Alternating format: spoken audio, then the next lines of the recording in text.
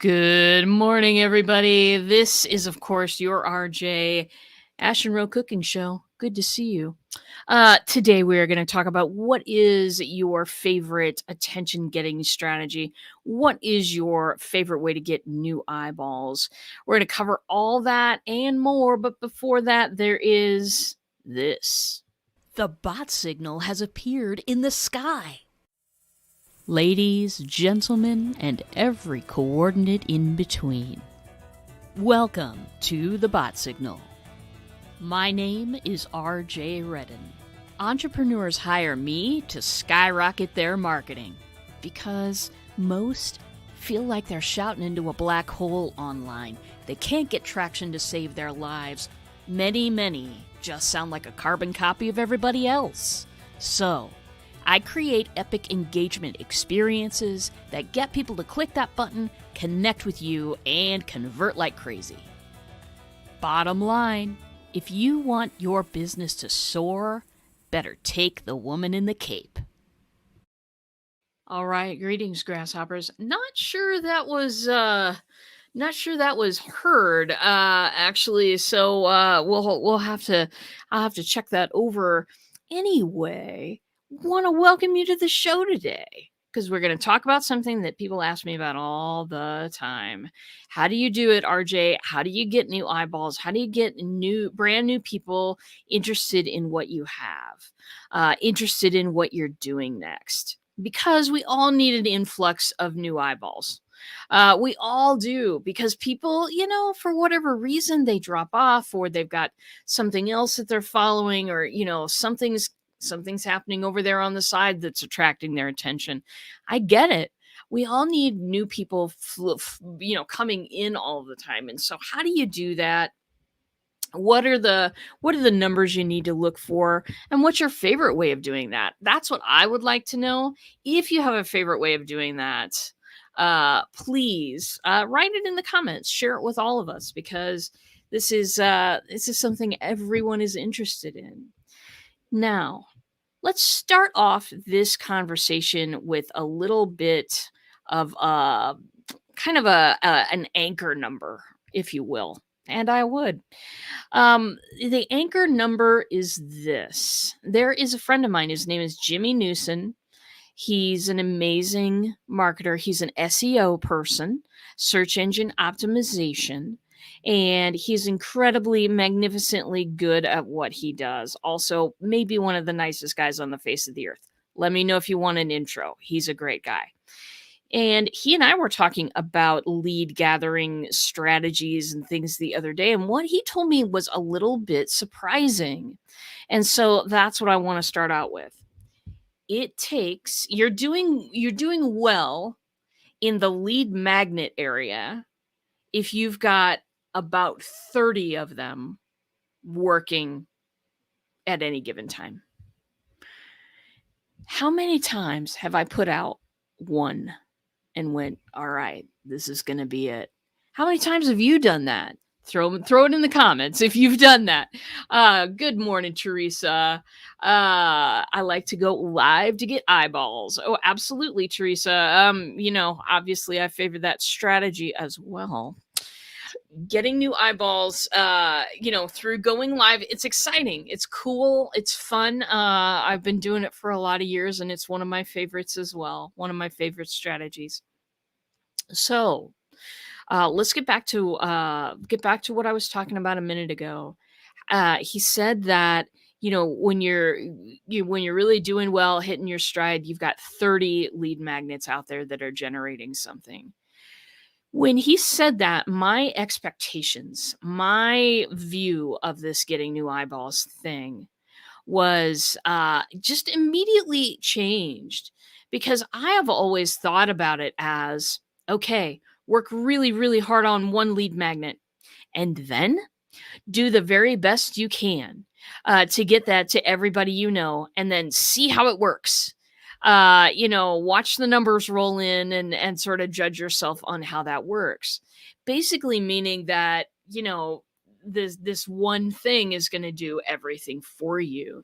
And I think that The reason why I've done that in the past, and one of the reasons that I think that people kind of believe that a little bit, is that we're all kind of taught that, right?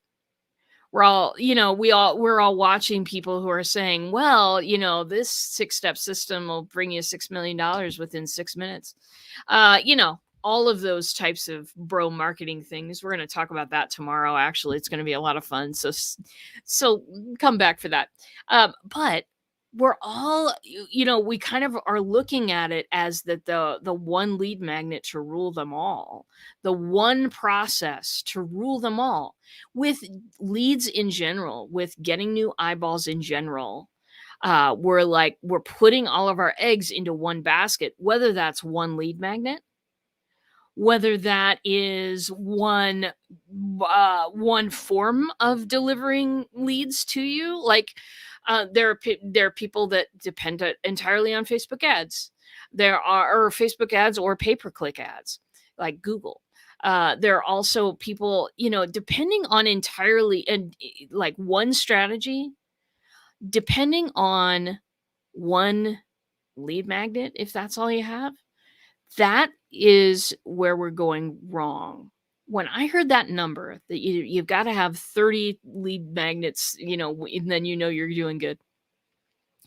I thought to myself, there's the key. There's the key that I've been missing. And I think that a lot of people that I know miss this, that it's about the many streams that lead to the waterfall, that it's about creating one stream, making sure that that's getting out there appropriating appropriately, and then it's bringing some people to you, and then going and setting up the next stream, and then going and setting up the next one, until you get enough in the pipeline. Now that doesn't mean go set up 30 things and wait, because that's a tough one too. If you're setting up 30 things at once, then it's, holy moly, how are you going to test all that? How are you going to keep all that straight? How are you going to promote all that at once? One at a time is good. Well, if we do it one at a time, we learn while we go. We learn while we make mistakes, and and that's just fine. That's just fine. With lead generation, make sure it's a healthy waterfall by feeding it a lot of little streams. So let me talk to you about kind of what that looks like for me currently. I have got many little streams going on. So one of them, of course, is Clubhouse. I go and hang out there every day, every weekday. And I talk to new people there. I'm talking to new people, connecting with them afterward, leaving them little voicemails, on their Instagram, really getting to know people a few at a time. I do not go and just follow everybody in a room. That is not good. I will go and follow the two or three people that said something really cool, and that I want to, I want to build a relationship with. That's one way. This live stream is another. I get people watching from all over on this live stream. I do the simulcast thing where I'm broadcasting live on many channels, and then when people write me little notes, and comments, and then DM me afterwards, then those are people that I form relationships with as well. It's not about audience necessarily. It's about a community of raving fans. That's what it's really about. I'd rather have a smaller community of raving fans than I would a huge. I'm not I'm not doing this for ego-driven reasons, although, some people might say I am. Whatevs.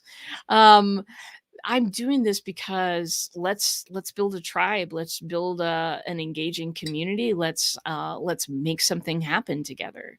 And so anyway, backing off on the community topic because that's a different one. I don't want to go too far down a bunny trail. I was telling you the different ways that I use.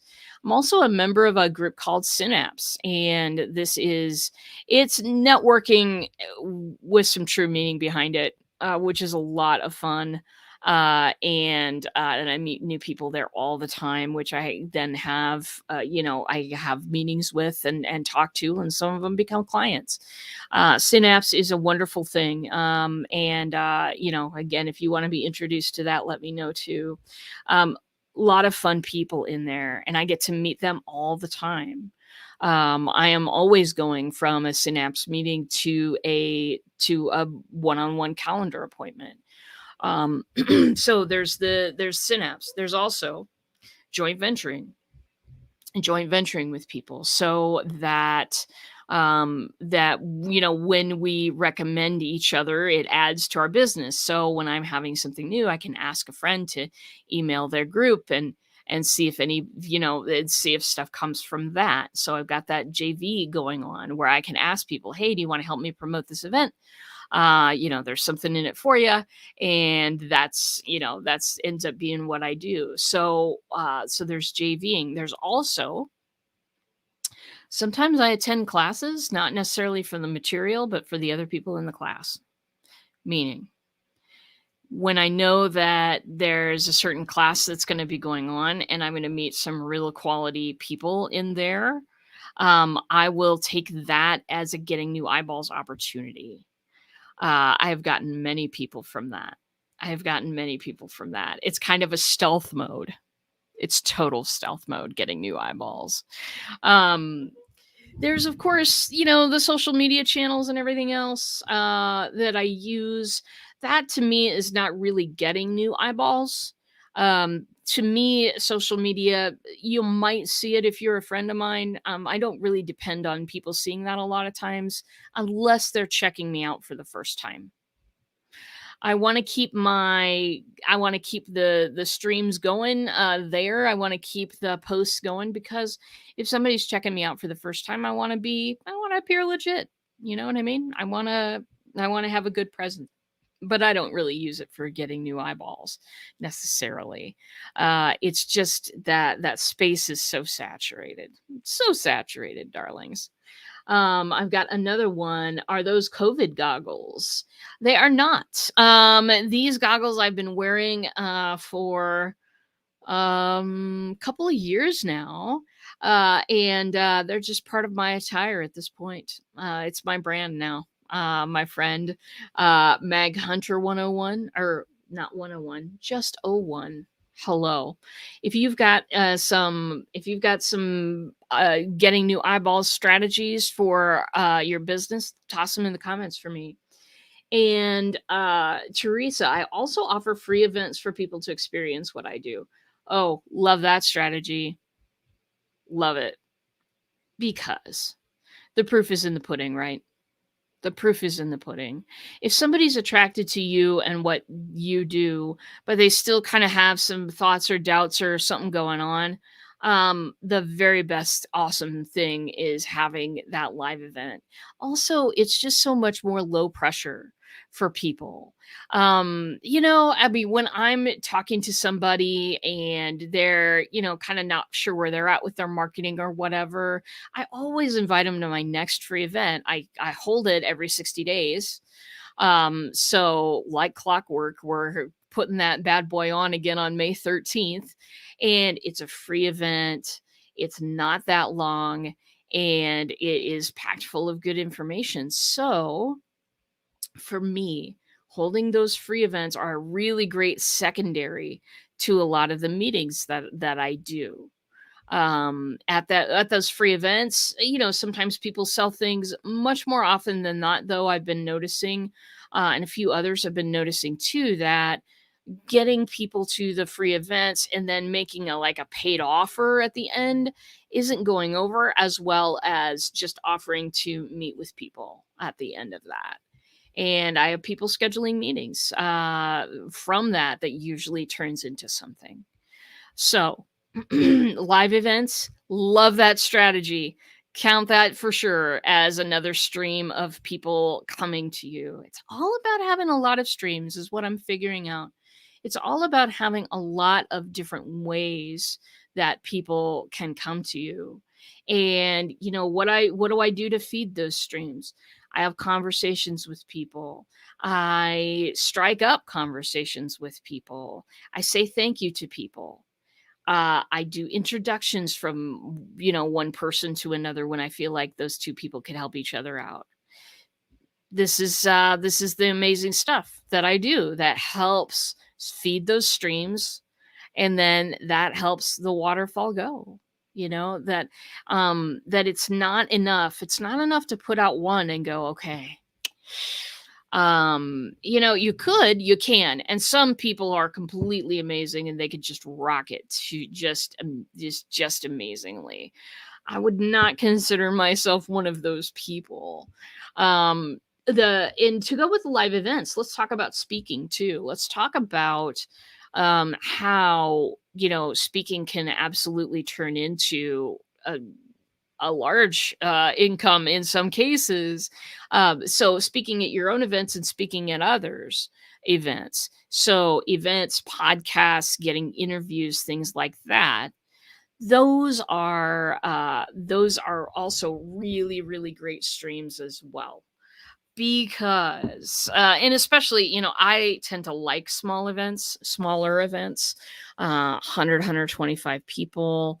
It's enough to feel like you're having a party, but not so much that people start getting lost in the crowd. That's what I love. And back when we used to travel and all of that, it was really, I mean, it was an amazing time. I just always had such an amazing time. I do miss that, and I will get back to it. I promise you. Anyway, Liesel, Sweden lurking in the background. Our oldest dog died the other day, so I'm quite low. Oh, oh, gosh. Oh man. I don't even have any thing to say for that. That's so tough. So tough. And yeah, I'm spoiled for pup right now. I'm spoiled for having one, I feel. Lisa, I'm glad we're here to hopefully lift your spirits and maybe get you to think about something else, because that is the most painful day in a pet mom's life, and I know it, and I've lived it many times.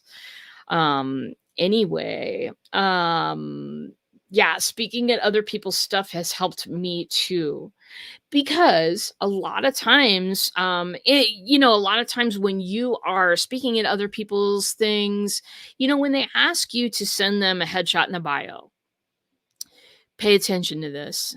Have something that you can just send every time. You can push a button and make happen, because the more responsive you are at that, the better off people feel. They feel more prepared to introduce you, more prepared to do the thing, and the better off you look, because legitimacy and cachet, if you will, and again, I would, that stuff rubs off. uh Trust rubs off when you see somebody important introducing me, or when you see me introducing somebody else that's important. I'm always going to talk about the relationship that we have. I'm always going to do that, because that lends legitimacy to the person that that no one knows that I'm introducing to my crowd. So pay attention when they say, hey, send us a headshot and a bio. Have it on just have it on lock that you can have that out within 5 minutes, because it helps the people introducing you, and it helps that legitimacy factor, which again leads to more people. um, I tell you that that conversation that I had with Jimmy really changed the way that I look at things, because it just changed the way that I look at how how to think about that getting new eyeballs stuff. How to think about how to think about that. To not take the measure of a single lead generation method as the method for everything now. A lot of people that I know, a lot, have their eggs in a lot of baskets. They have, they're sprinkling them amongst the 20 or so, or maybe 30 things that they have going on that are out there. The other thing is just making sure that you have some way to kind of measure where people are coming from when they get to you on the phone call. Here's a real simple method of tracking what is working out there and what is not working out there. So super simple method. Most calendar programs, you can ask people questions, like obviously their name, their email, all that, right? But you can also add questions sometimes. One of the simplest things that you can do is just add a question when people are making, if you do what I do, which is I make the calendar appointment the end all be all of the start of my journey with somebody. You may be sending them somewhere else. For me, I want to talk to them and make sure that if I'm going to offer them something, it's the right offer. Or maybe they don't need me at all. You've heard me talk about that a billion times. But um, if you are in fact doing that, leading people to your calendar, then the simplest thing to do is just put a question when people are making appointments with you. How did you first hear about me? Let me repeat that because a lot of people get it wrong. It's not where did you hear about me? Where did you hear about me? People say Google and they move on. They just don't even think about it because there's so many things that we're inundated with on a daily, sometimes minutely basis. There's so much stuff we're overloaded with. People just won't even really think about the question if you say, where did you hear about me? But if you say, where did you first hear about me? Then they will pay attention and try to remember because it's a specific question. That's like, okay, anybody with a red car in the room versus everybody with a car in the room. I mean, because like those little trips, those little psychological triggers causes people to think about what they're saying and causes people to go, okay, where did I first hear of her? And so that is a good way to test what's working for you and what's not. There are certainly some things that work better for me. Speaking, whoa, that, whoa. JV partners, excellent, excellent stuff. Those two have outdone any lead magnet type thing I've ever put that out there in the whole universe. There are also quizzes, surveys, contests. I talk a lot about this in my class. The epic engagement formula, I actually go over each one of those and talk about ways to use those. But right here, if you were to quantify all of the places where you're driving traffic toward either your website or a calendar appointment with you, if you were to count all of those ways right now, how many ways are you using? Given what's working, if you're able to know that, and if you don't know, what's working best versus what doesn't, there are some simple ways that you can kind of construct that. You don't have to go deep into dive into Google Analytics. Please don't do that. We'll never find you again, and I will be sad. Yeah, you don't have to do all of that necessarily, but if you have tracking that tells you what's working more, because you're going to have some things that work more and work less. But if you have that tracking and you know what works, can you produce something similar to that, maybe pointed toward a different part of your audience? Can what can you do to start helping that project along? One of the things that Jimmy and I have proposed doing together is that he creates lead magnets for people. Part of her services, what he does, their quality. And part of what we have proposed to do together is take one of those, make it into a game, make it into a quiz, or something super fun, and then kind of market those side by side together as, okay, here's a straight up PDF lead magnet. Here is something a little bit more adventurous and different. Which one works? So we got plans. Jimmy's amazing, you guys. Anyway, let's see. You just helped me see my funnel. I know, right? Well, I try not to think of it as that, because it just, that funnel mentality drives me so crazy. But you're right. I mean, you could absolutely imagine it as that. Um, but it's the client journey for you. The more real interactive signposts you have out there in the universe, the digital universe, the more people will come in and want to talk to you, want to be with you. So want to say thank you for attending today. Hey, for everybody who wants to come join me over on Clubhouse, I'm doing the after show on Clubhouse now. And if you don't have an invite and you have an iPhone, come talk to me about getting an invitation. Just come chat with me. I've got a few, and I would love to have you there. It's a good time over on Clubhouse. So we're going to do the after show over there. Thank you for joining me over here, because it's amazing. It's amazing that you stopped by today. Tomorrow's show is called, hold on, everybody. Let me, getting rid of bro marketing in your business, because we all hate bro marketing, but sometimes when we look at what we're doing, we recognize that there are still some things hanging out in our business that we just don't want to have. So we're going to talk about how to isolate and destroy those types of things, replace them with better marketing practices tomorrow. Show up, stop by. I would love to have you. And with that, I will see you in a bot. Whoa.